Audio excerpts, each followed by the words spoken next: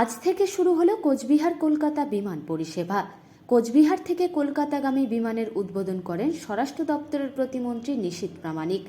এদিন কলকাতা থেকে কোচবিহারের ৫ জন বিধায়ককে নিয়ে কোচবিহারে আসে এই বিমানটি। দুপুর ১টা ৫৯ কোচবিহার বিমানবন্দরে এই ৯ সিটের বিমানটি অবতরণ করে। এই বিমানটি কোচবিহার থেকে কলকাতা, কলকাতা থেকে জামশেদপুর এবং জামশেদপুর থেকে ভুবনেশ্বর রুটে চলবে। কোচবিহার থেকে কলকাতাগামী বিমানে প্রথম দিনে ৫ জন যাত্রী কোচবিহার থেকে কলকাতা যাচ্ছে। দেখুন, প্রথমেই মাননীয় প্রধানমন্ত্রীকে নরেন্দ্র মোদীজির যে স্বপ্নের যে স্কিম, যে পরিকল্পনা উড়ান, আপনারা জানেন ভারতবর্ষের যে রিজিওনাল কানেক্টিভিটি আছে সেটাকে কিভাবে বাড়িয়েছে। হাজার হাজার মানুষ নয়, লক্ষ লক্ষ মানুষ এই পরিষেবার সুবিধা সারা ভারতবর্ষ জুড়ে পাচ্ছে।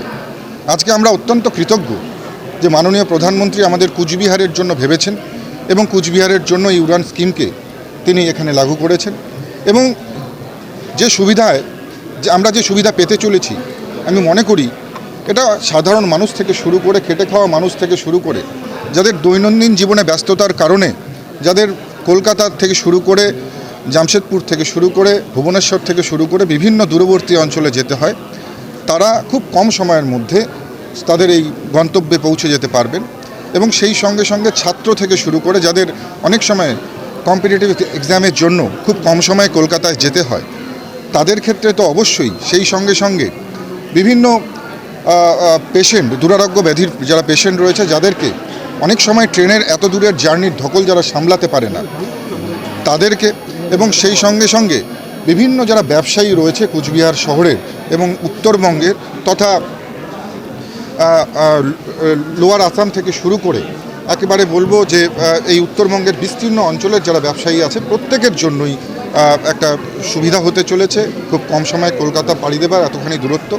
এবং আজকে আমরা যদি দেখি আজকে কারা যাচ্ছেন, প্রথম আমাদের যে আনুষ্ঠানিকভাবে বিমান পরিষেবা এখান থেকে উদ্বোধন হবার পরে কারা যাচ্ছে, আজকে এখান থেকে একেবারে সাধারণ মানুষেরা যাচ্ছেন। একটু আমি অনুরোধ করব আপনাদেরকেও যে তাদেরকে একটু আপনারা দেখাবেন।